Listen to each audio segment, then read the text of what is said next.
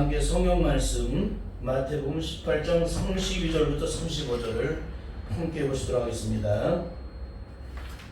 마태복음 18장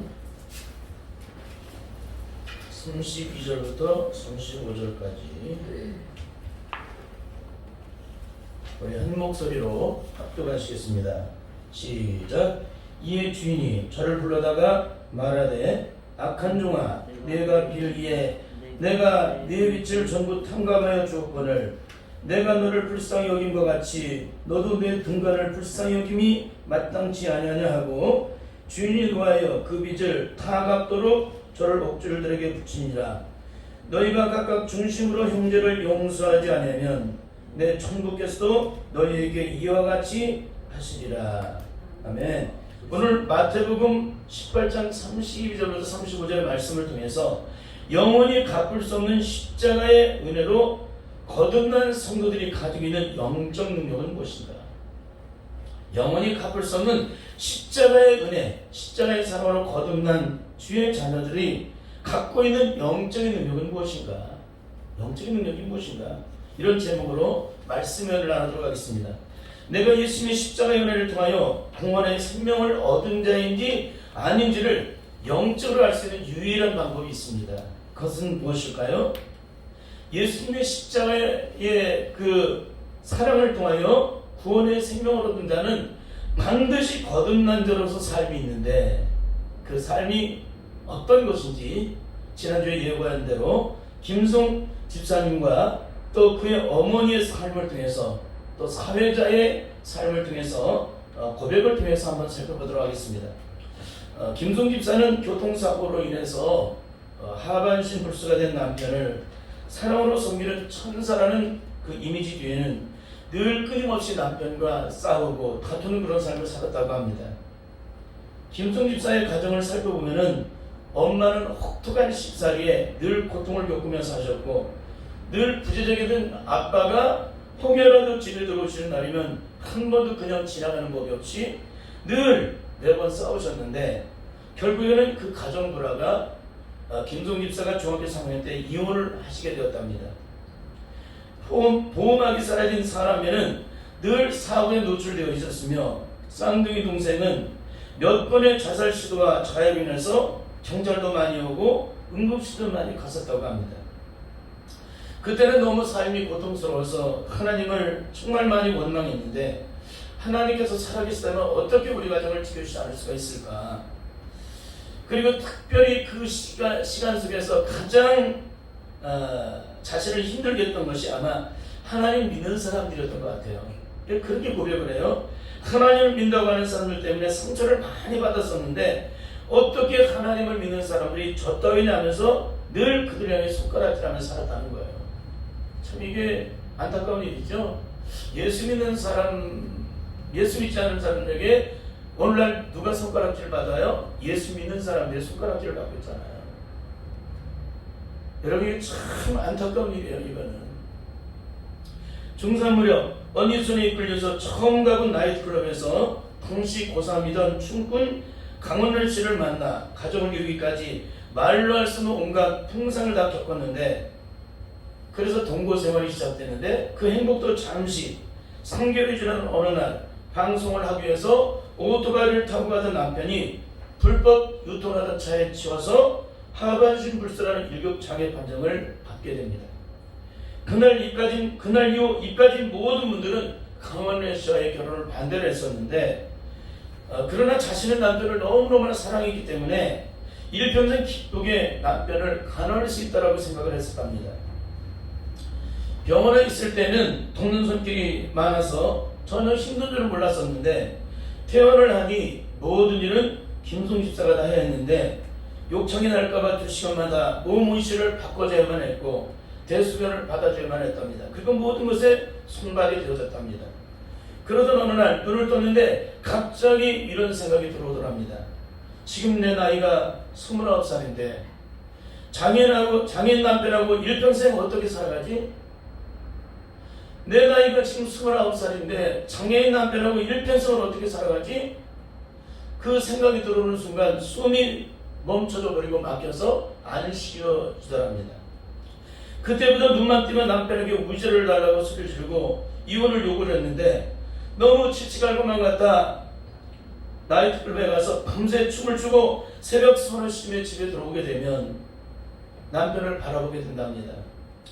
그러면 잠든 남편을 바라보면서 동정과 연민을 복받쳐서 통곡하면서 울게 되고, 그러다 잠이 들다가 또 이제 깨어서 남편의 얼굴을 보게 되면 또다시 그 분노가 침으로 올라서 위자료 달라고 손을 쥐면서 싸웠다고 합니다.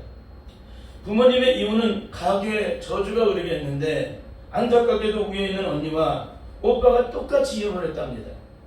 자신이 강원아 씨와 이혼하지 못하게 된 이유가 부모님에게 더 이상 피눈물을 안겨드릴 수가 없어서 이혼을 할 수가 없었다고 얘기를 해요. 겉으로는 천사로 위장하고 가정에서는 늘 전쟁을 치르다 보니 그 스트레스가 이루 말할 수가 없게 되자 그 천공 위에 이 식구가 아마 염증이 생긴 것 같아요. 너무나 화가 나서 그걸 시대로 나가서 남편에게 보여주며 내가 너 때문에 이렇게 병이 났다고 악에 받쳐서 또 싸웠다고 합니다. 내가 너 때문에 이렇게 됐어. 이런 김성 집사가 교회를 다니게 된 이유는 바로 돌아가신 엄마의 유언 때문이라고 말을 합니다.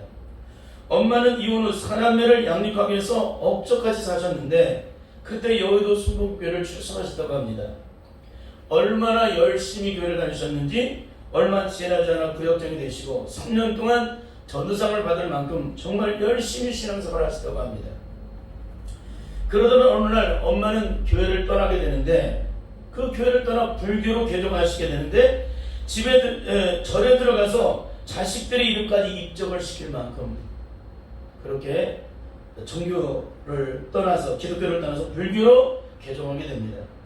오랜 시간이 지난 후에 엄마에게 여쭤봤답니다. 엄마, 왜 그때 교회를 떠나셔야 했는지, 왜 떠나셨어요? 이렇게 여쭤보니까 구역원을 위해서는 제목만 붙잡고 기도해도 응답이 즉각 일어났는데 정작 엄마에게는 아무리 몸을 치고 발버둥을 치고 불을 짓고 기도해도 전혀 응답이 되지 않더랍니다.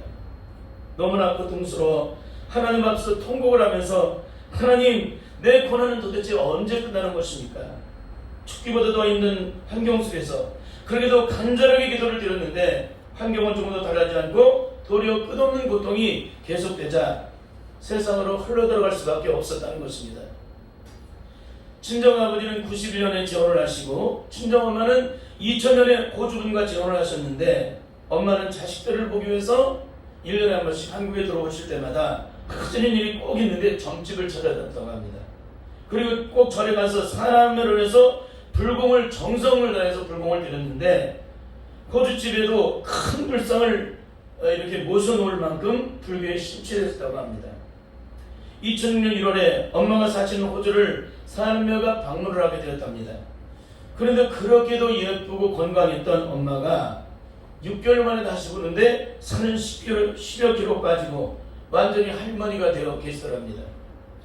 6개월 전에 호주 시민권을 타기 위해서 신체 검사를 했을 때만 해도 전혀 문제가 없던 그 몸에 6개월이 지나는 동안에 그 몸에 병이 들어왔는데 폐암으로 시작해서 급성으로 척추와 뇌로 온 몸에 전이가 되어서 짧게는 2-3개월, 길게는 6-7개월밖에 못 사시는 시한부 판정을 받게 됩니다. 청천벽의 소리에 새아버지는 상가에 있는 번호부 책을 찾아서 한인교회를 찾아서 지금 내 아내가 암에 걸렸는데 와서 좀 위로 좀 해달라고 전화를 하셨답니다.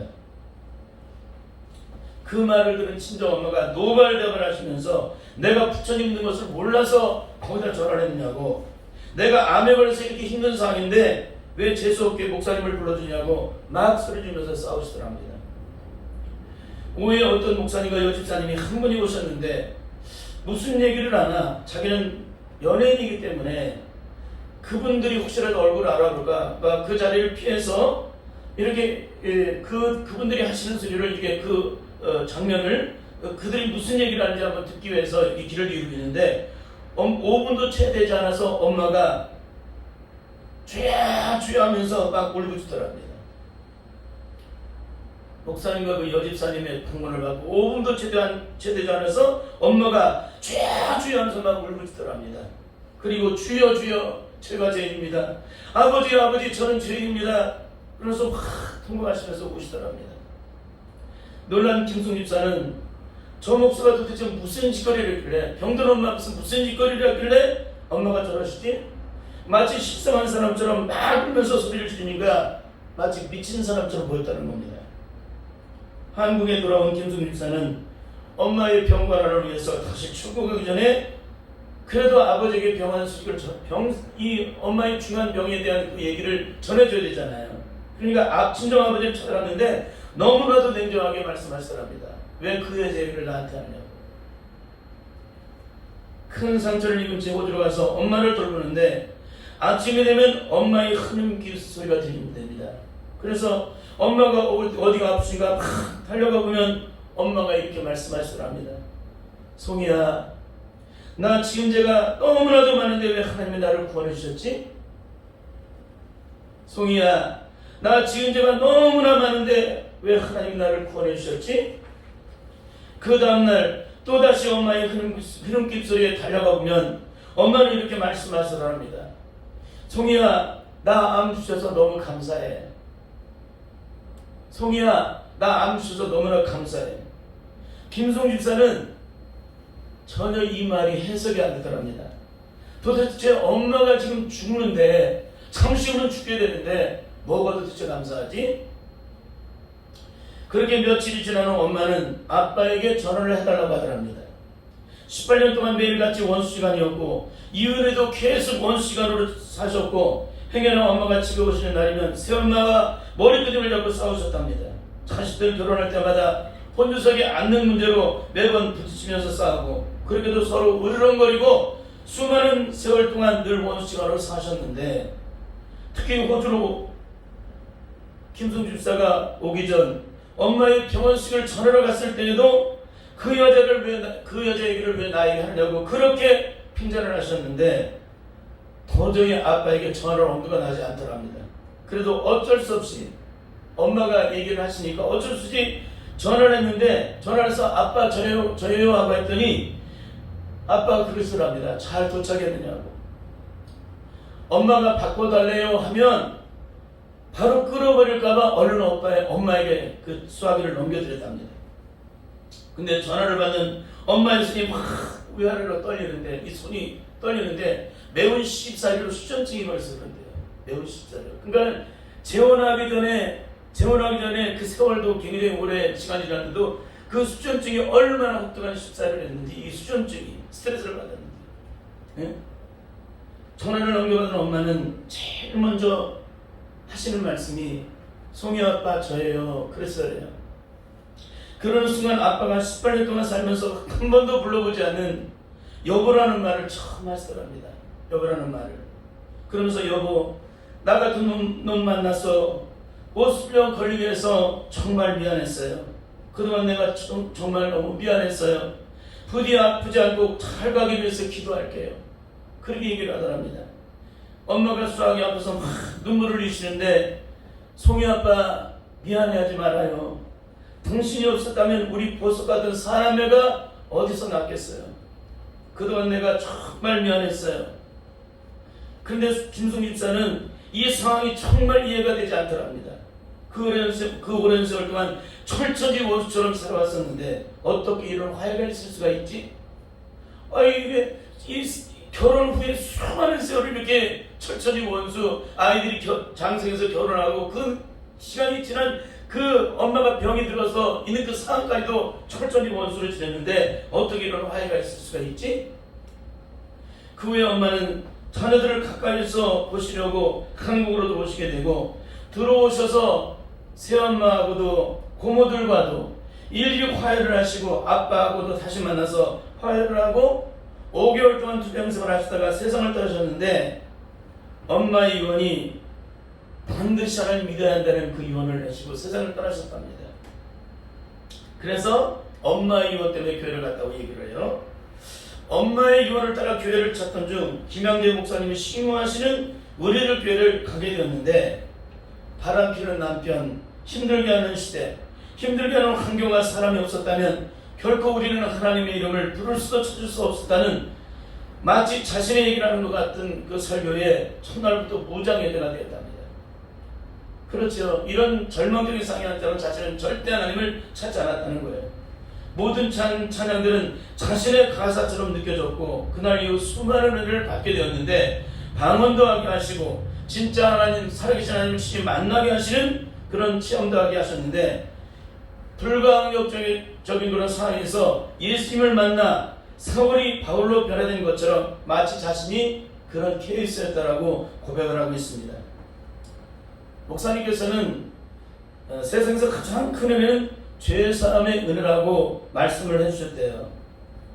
하나님께서는 내가 알고 짓던 죄, 모르고 짓던 죄까지 다 구체적으로 보게 하셨는데 정말 폭풍 같은 눈물을 흘리면서 기도를 드리고 나면 아주 평안한 마음이 찾아오는 것들을 경험했다고 얘기를 해요. 지금 현재 상황이 이전과 조금도 달라지지 않았대요. 그렇지만 지옥까지 벗어나고 싶었던 환경은 이제는 감사의 자리가 됐다는 거예요. 아무것도 바뀐 거 없는데 그렇게 지옥까지 벗어나고 싶었던 환경은 감사의 자리가 되었고 그것만으로도 마음은 천국에서 살고 있다라고 고백하고 있습니다.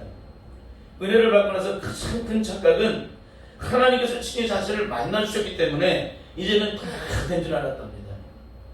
남편 강은하 씨가 그 휠체어에서 순간 벌떡 일어나서 걸을 줄 알았답니다.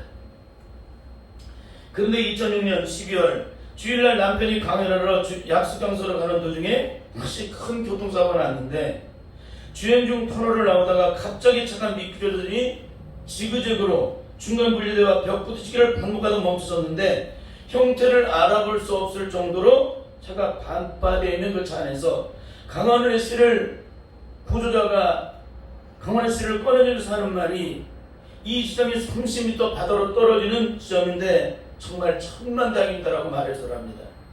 이 지점이 바로 30m 바다로 떨어지는 지점인데 정말 천만다행이다. 누워있던 남편의 손을 붙잡고 오빠 괜찮아? 그랬더니 이렇게 말을 하더랍니다. 내가 죽었었는데 왜 살아있지? 나 정신 못 차린다고 하나님이 이렇게 하신 것 같아. 김선 지사가 질문했답니다. 왜 그렇게 생각했느냐? 그렇게 물으니까 그 지점에서 극적으로 살아나는 것은 나 정신 못 차린다고 그렇게 하나님께서 하신 것 같다고 하더랍니다. 순간 감사하여 하나님께 감사의 기도를 드렸답니다. 하나님 이제 다 됐어요. 제 남편도 하나님께로 오게 되었네요. 교회 다닐 수 있게 해주셔서 정말 감사합니다.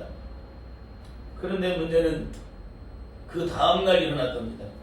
후배들이 병원하러 왔는데 어제 자신 앞에서 하나님께서 나를 이렇게 하셨나 보다라고 하는 말은 온데간데 없어지고 자기가 운전을 잘해서 살아났다고 자랑하더랍니다. 이 말을 듣는 순간에 뭔가 속에서부터 확 오르는데 속에서부터 오르는데 그 혈기 돌아요. 혈기. 자신은 그것이 자신 속에 더 이상 없는 줄 알았대요. 굉장히 중요한 얘기라는 거예요. 그 말을 듣는 순간 자신은 다 죽었다고 생각했어요. 평안하고 이전에 지옥 같은 환경이 감사로 바뀌어졌으니까 다 된 줄 알았죠.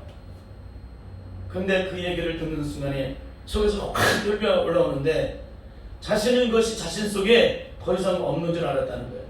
주님을 믿고 거듭났을 때 이미 다 죽은 줄 알았다는 거예요.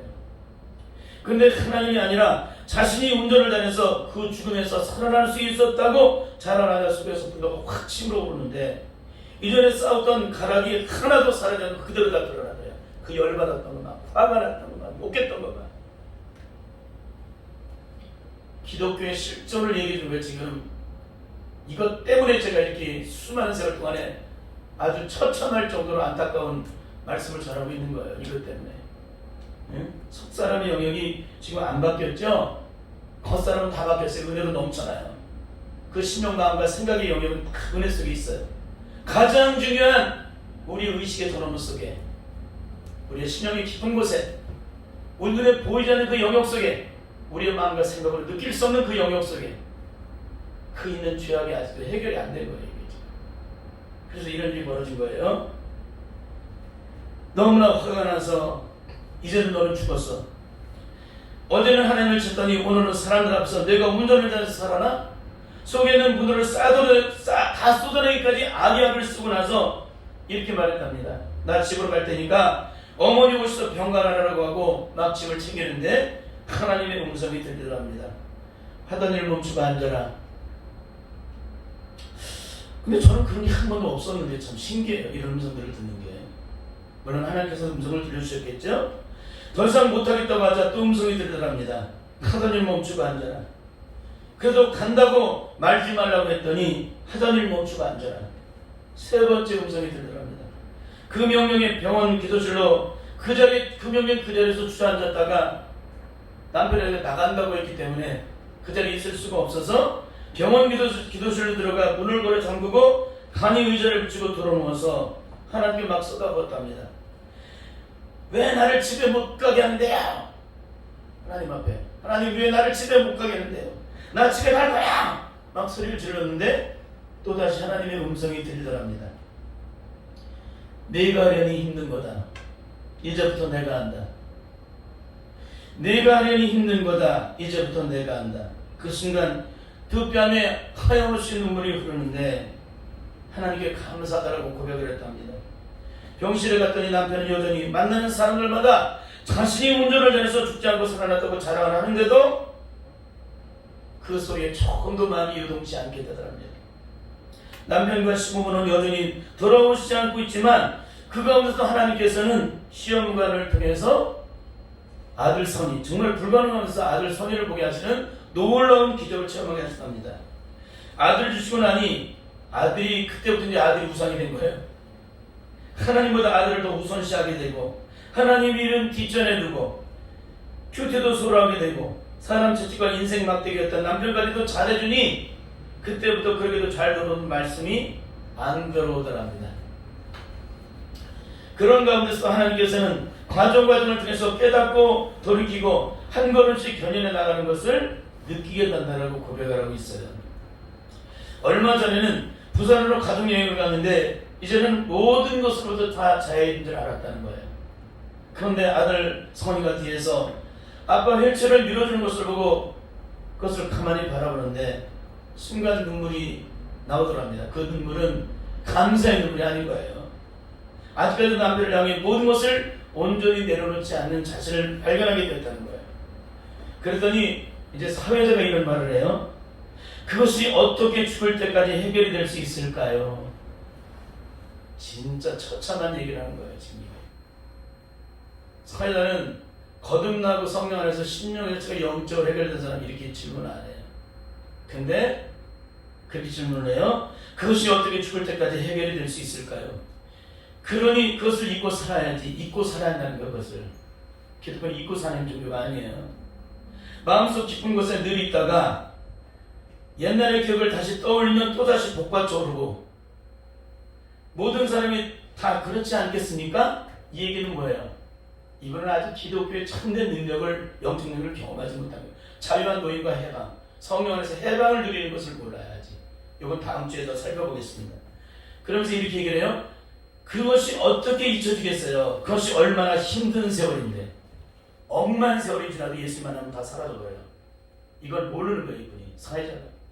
그 수준에 있으면 한국교회가. 저는 이 말을 듣고 역시 이것이 한국교회의 영적 수준이구나. 예수 믿고 거듭났다고 하면서도 여기까지밖에 체험하지 못하고 있는 것이 바로 한국교회구나. 아마 거의 한국교회 99.99%가 여기 있어요. 뭐라고요? 99.99999%예요. 다 제가 한두 명을 살펴본 게 아니에요. 이거를 대단하다고 여기는 분도 살펴보고 수많은 사람 은혜 받고 뒤집어졌다는 사람도 살펴보고. 여러분에게 질문하겠습니다. 오늘 김송 집사와 이미 들어가신 김송 집사 어머니 사회주 중 지금 세상을 떠난다면 천국 갈 사람은 누구일까요? 1번 예수 믿고 나름대로 영적 은혜도 모두가 다 체험했기 때문에 세 분 다 천국 간다. 2번 김송 집사만 간다.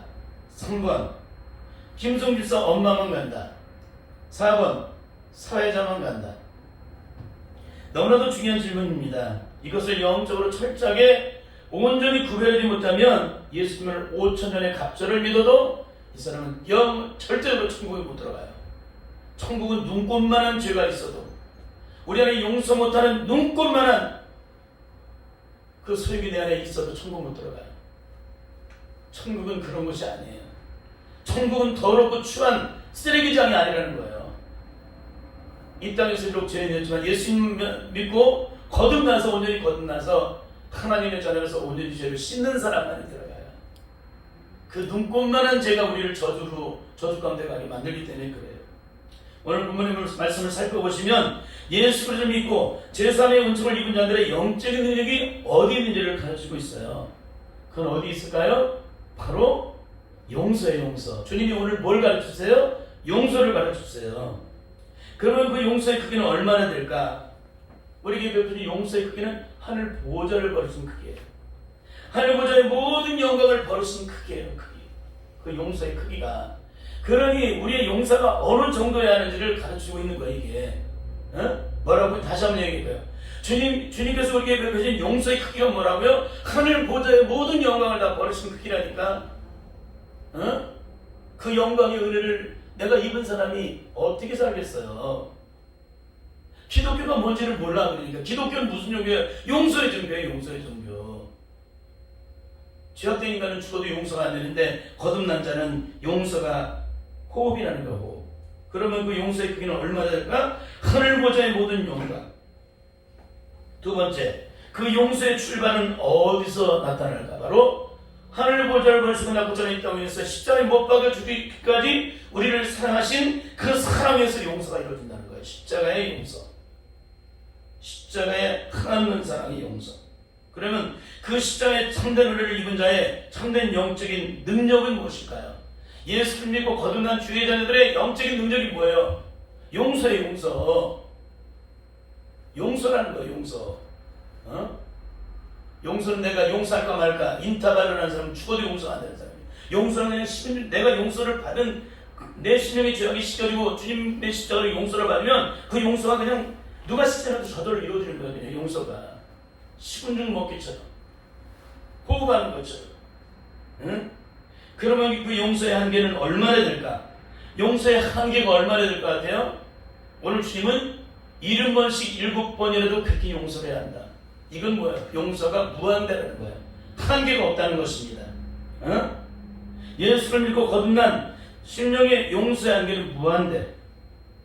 내 심령이 온전히 죽어지고 깨지고 부서지고 녹아지고 온전히 비워지고 씻겨지면 예수님으로 씻겨지게 되면 내 안에는 저주의 세계 죽어도 눕고 막고도 모든 일마다 원수 맺게 맞고 원한맺게 맞고 원통함을 풀지 못하게 만드는 죄악된 조속인 내가 그 심령이 다 씻겨져 버리면 어떻게 될까요? 내 안에 예수 그리스도의 영이신 성령이 오세요. 그분은 곧 하나님이시고 하늘 보좌의 영광을 부르신 그분의 영, 그분이 오셔서 십자가에 죽기까지 우리를 사랑하신 그 사랑으로 용서하신 그 능력이 내 안에 들어오세요. 그분의 영으로 내가 어떤 사람이 될까요? 이게 거듭나는 거예요.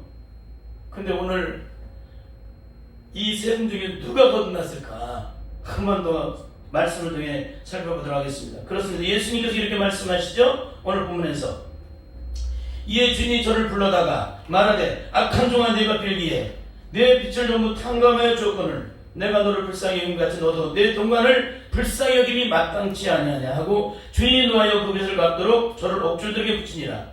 너희가 각각 중심으로 형제를 용서하지 않으면 내 천국에서 너희에게 이용같이 하시리라. 그러니까 이런 그 비유를 통해서 너희가 각각 중심으로 온전하게 그 형제를 용서하지 않게 되면 너희는 그 죄에서 자유함을 얻을 수 없다. 그런 얘기예요. 그 구원에서 그 저주에서 자유함을 얻을 수가 없다. 그런 얘기예요. 그러므로 기독교의 가장 위대한 능력은 무엇일까요? 바로 용서의 능력이에요. 어디까지를 사랑하느냐가 어디까지 용서하느냐를 결정하는 거예요.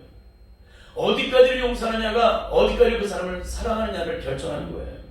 그러므로 예수 그리스도를 믿음에도 이 용서가 신령의 중심에서 온전히 이루어지지 않는 사람은 아직까지도 죄의 문제가 영적으로 온전히 씻겨진 사람이 아니라는 거예요. 그런데 이것을 잘 모르고 예수님 믿고 거듭났으니 구원받아도 가는 사람들이 얼마나 많은지 모릅니다. 왜 그래요? 내가 예수님 그 은혜도 체험하고 수많은 것들에 감화 감동도 받았기 때문에 나는 이미 용서받았고 구원을 받았다는 데 우리 영적인 심각함이 있다는 거예요. 여러분 세상에서도 감화 감동을 받아요. 타 종교에 가도 감화 감동 받아요. 이단들도요 눈물을 흘려요. 눈물. 이만희 보혈사를 하면서 눈물을 흘려요. 눈물을. 가장 중요한 것은 그런 걸로 나타나는 게 아니에요. 기독교는 그 심령이 얼마나 변했느냐, 녹아졌느냐, 깨졌느냐. 주께로부터 진정한 용서를 받은 사람은 반드시 삶으로써 이 땅에 맺혀있는 그 모든 자들과 화해를 이루고 용서를 빌게 된다. 내가 99.99% 내가 100%를 잘했는데 상대방이 다 잘못했어. 그래도 성령님이 내 안에 들어오시게 되면 내가 용서의 참된 은혜를 입게 되면 어떻게 되냐, 거꾸로 그 사람한테 가서 잘못했다고 얘기해요. 교회를 개척할 초창부터 그 얘기를 했어요. 제가 거꾸로 용서를 드린 거예요. 거꾸로. 그 사람이 조금이라도 상처받고 아픈 게 더 힘들어요. 혹시라도 상대방이 말 한마디에 상처를 받았으면 그걸 풀어주느라고 아마 제 아내가 그걸 이평생 살면서 할 거예요. 여러분, 과연 이런 삶이 우리에게 각각 있느냐, 이것이 각자에게 있는 이게 중요한 거예요. 여기서 용서라는 것은 온전한 용서를 의미해요. 마태복음 5장 25절 26절에 보면 예수님께서 이렇게 말씀하세요. 너를 송사하는 자와 함께 길에 있을 때 급히 사하라. 그 송사하는 자가 너를 재판관에 내어주고 재판관이 관역에 내어주고 오게 가둘까 염려하라. 진실로 내게 이르노니 네가 홀이라도 남김없이 다 갚기 전에는 결단코 거기서 나오지 못하리라. 홀이라도 남김없이 다 갚기 전에는 결단코 거기서 자유할 수 없다는 거예요. 우리 심리에 털끝만한 죄가 우리 안에 남아있어도 그 죄로부터 자유할 수 없다는 거예요. 이게 기가 막힌 얘기예요. 그러니까 홀이라도 남김없이라는 것은 털끝만한 문제도 그 안에 우리 신영 속에 남을 향해 이웃을 향해 내 마음에 제한되는 마음이라 얽히는 마음이 눈꽃만큼 먼지만한 것도 있어서는 안 된다. 하나님과 교통하는 자에게 그런 죄악된 조리에 소유된 것이 내 안에 있다면 하나님과 온전한 교통이 될 수 있어요? 없어요? 없습니다. 우리는 조그마한 은혜, 그 알량한 은혜를 받는다고 내가 마치 은혜 속에 있는 것처럼 착각을 해. 그거는 다 그림자예요. 그림자. 진정한 생명도 아니고 능력도 아니라는 거예요. 여러분, 왜 홀이라도 털것만한 문제라도 해결되지 않으면 우리 심령에 제한되는 마음이 눈꽃만한 문제라도 있다면 왜 하나님의 영광을 보지 못하느냐? 그 눈꽃만한 죄로 인해서 영원한 저주. 이게 태산 같은 죄든 눈꽃만한 죄든 그 죄는 죄가 일단 천국에 못 들어가요. 이게 기독교예요. 기독교. 이것은 결국 주님의 십자가의 한없는 용서의 사랑을 성령 안에서 영적으로 경험한 자는 예외 없이 주님이 우리를 용서하신 것처럼 우리도 용서하는 삶을 살아가게 된다는 거예요. 주님께 용서를 받은 것만큼 용서를 해. 저 주님이 십자가로 하나님과 원수된 것을 육체로 패하심으로 화평과 화해를 이루게 하신 것처럼 주님의 십자가를 통해서 이런 그 사랑으로 영원한 구원의 생명을 얻은 우리들은 이 세상에서 어떤 사람과도 화평과 화해를 이룬다는 거예요. 그 원수가 존재하지 못하는 거예요. 기독교인들은.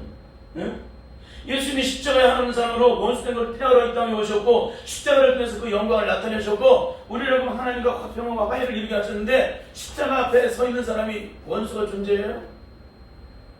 근데 원수가 존재하잖아요. 온갖 세상의 모든 일에 원수가 존재하잖아요. 때마다 일마다 모든 상황마다 여건마다 원수가 원한을 맺고 틀어지고 상처받고 상처를 주는. 그러면 조금 전에 질문한 내용에 대한 해답. 이 세 분 중에 누가 천국에 들어갈까요? 누가 천국에 들어갈까요? 네, 김성 집사 어머니만 들어가시게 된다는 거예요.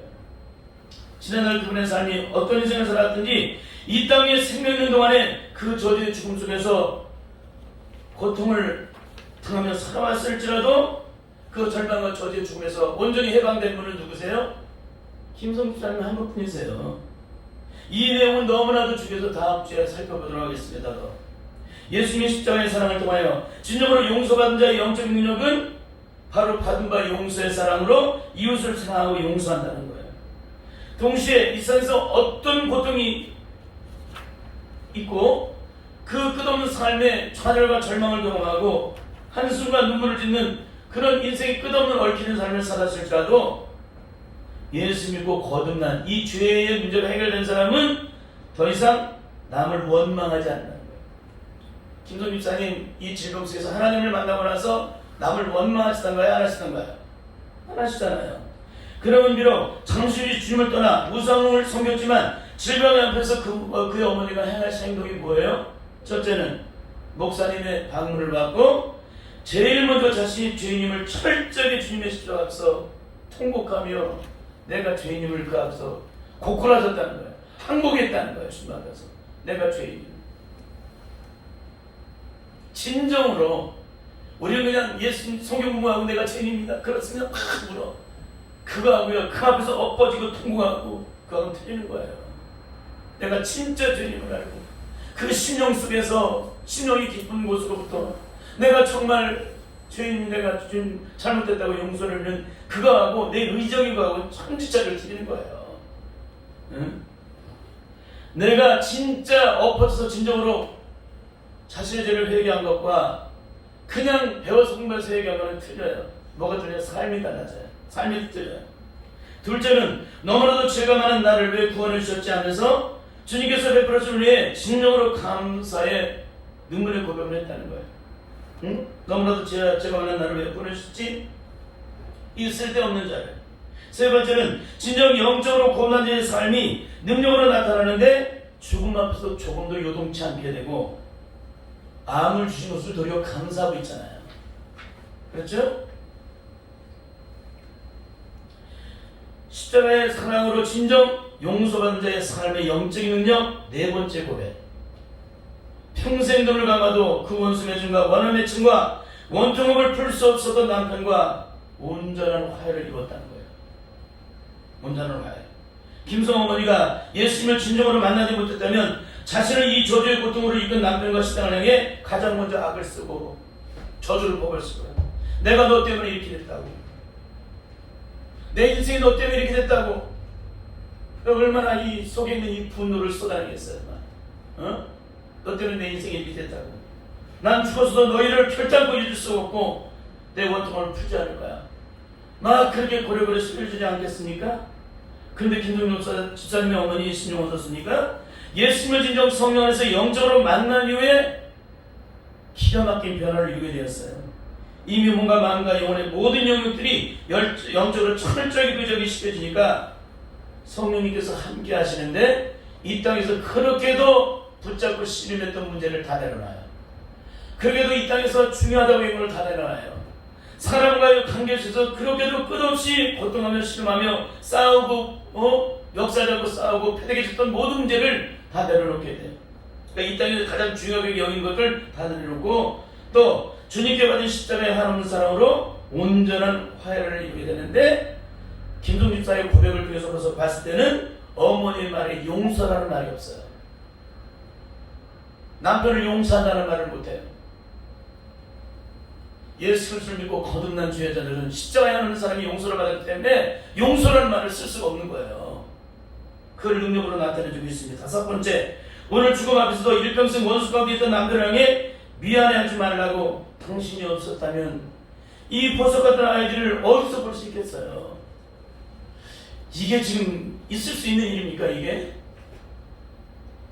주님의 십자가를 통해서 진정한 용서를 받은 자의 영적인 특징은 일평생 그렇게도 억울하고 고통스러운 죽음받은 세월을 살았기에 모든 원망이 상대방이 있었지라도 그 고통을 온전히 살리고 도리어 당신이 있었기 때문에 여기 보석 같은 내 아들이 있습니다. 너무너무 고마워요. 그 얘기예요 지금. 응? 도리어 거꾸로 상대방에게 고맙다는 얘기를 하잖아요. 응? 이것이 구원받는 영적인 모습입니다. 이런 삶이 영적으로 온전히 이루어지지 않았다면 이 사람은 아무리 수많은 날 은혜를 경험하고 우리가 말하는 여기 신비한 예수님께서 변화산에서 기적을 체험했던 베드로가 변하지 않잖아요. 어? 변화산에서 예수님과 함께 더불어서 예수님의 모습이 막 씌워지고 막 그런 놀라운 역사가 일어나잖아요. 어? 그러니까 하나는 주를 외워 하나는 모세를 외워 하나는 엘리야에서 집을 짓고 초막살을 짓고 여기 살자고 얘기를 하는데 베드로가 안 변하잖아요. 이 땅에 수많은 은혜 수많은 것들로 덮여져도 그 신령이 안 변해요. 속사람이 안 변하면 안 변해요. 이게 중요한 얘기입니다. 이제 말씀을 마치겠습니다. 다음 주에는 김성 집사와 사회자는 아직 천국의 영광을 볼 수 없는 왜 천국의 영광을 볼 수 없는 사람인지 이들의 고백을 통해서 하나하나 살펴보면서 영적으로 구원받은 자의 삶과 구원받지 못하는 자의 삶은 어떻게 영적으로 다른지를 살펴보도록 하겠습니다. 여러분, 정말 주님의 십자가의 사랑 앞에서 그 용서를 받은 자의 삶은 반드시 뭘 하게 돼 있다며? 용서를 하게 돼 있어요. 용서란 말을 쓸 수가 없어요. 그러니 매번마다 제가 이 얘기를 하는 거예요. 그 심령을 살피는 거야. 이 사람이 용서하는지 안 하는지. 이 사람이 구원받은지 안 받은지 금방 알았기 때문에 우리는 절대 그런 인생을 살아서는 안 되는 줄 믿습니다. 설교가 길어졌지만 반드시 성령에서 변화를 이룰 수 있기를 바랍니다. 기도하겠습니다. 하나님 아버지, 영원히 그 앞에서는 십자가에 이르러 거듭난 성도의 영적 능력은 바로 용서의 능력인데, 그 용서는 내가 영원히 멸망과 죽음과 심판 속에서 영원히 용서받지 못할 내가 용서받았기 때문에 그 용서의 사랑으로 용서받은 자는 이 땅에 어떤 사람도 용서를 하게 되고 사랑으로 끌어안게 되고 그 인생에 어떤 허물이 있어도 사랑으로 덮게 되는 줄 믿습니다. 이 사랑의 능력이 없다면, 이 용서의 능력이 없다면 우리는 구원받은 것 아닙니다. 그러니 주여 성령으로 붙잡아 주옵소서. 이 말귀를 못 알아듣고 있는 사람이 있다면 철저하게 깨뜨려 주시고 그 성령 안에 거듭나게 하시고 변화되게 하셔서 반드시 주님의 영광을 볼 수 있는 우리 모두가 되게 하옵소서. 예수님의 이름으로 기도드립니다. 아멘.